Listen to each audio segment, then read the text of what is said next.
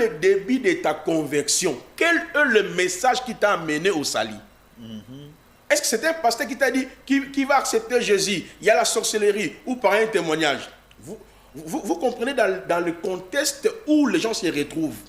Donc, ils n'ont rien compris de la croix, ils n'ont rien compris des bénéfices de la croix, mais il est devenu chrétien par la prophétie, par la maladie, ou soit à la quête pour chercher l'argent, ou bien on lui a dit que quand tu es en Christ, c'est fini, tu seras riche, ta vie va changer. C'est pour cela que vous allez voir que beaucoup d'énoncés sont toujours dans les permanences en train de prier à Jésus, les liens. Au lieu d'aller chercher le travail, au lieu d'aller se former, au lieu d'aller peut-être dans des centres et tout qu'on sort, et ils disent non, on doit lutter, il y a des choses de nos familles, on doit prier. Les prophètes là, il est contre les autels, il ne sait pas, il n'est pas encore spirituel, ils ne comprennent pas les réalités spirituelles, c'est ça qu'ils me disent. Mais je me rends compte que ce sont des païens.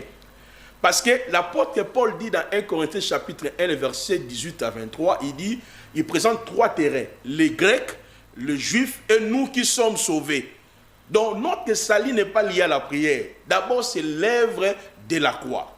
Je reviens maintenant sur ce genre de prière ou par rapport à votre question, c'est le journaliste.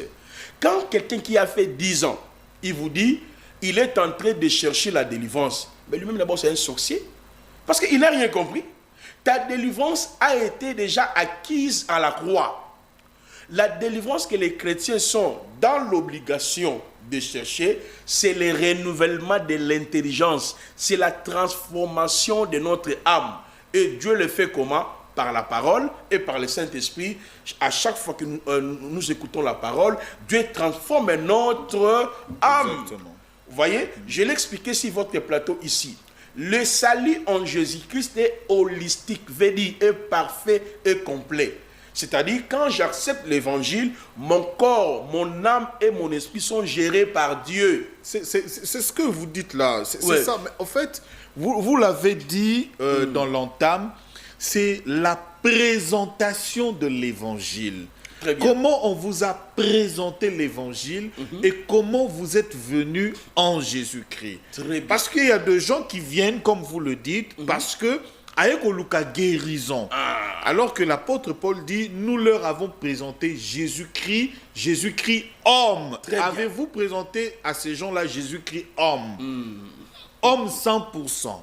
Ou vous l'avez présenté un Jésus mystique qui guérit? Parce que le Jésus homme, il est monté à la croix, il a Alléluia. souffert, comme vous l'avez Alléluia. dit, il est mort, enseveli, il a été enseveli et ressuscité. C'est de ça que vous parlez.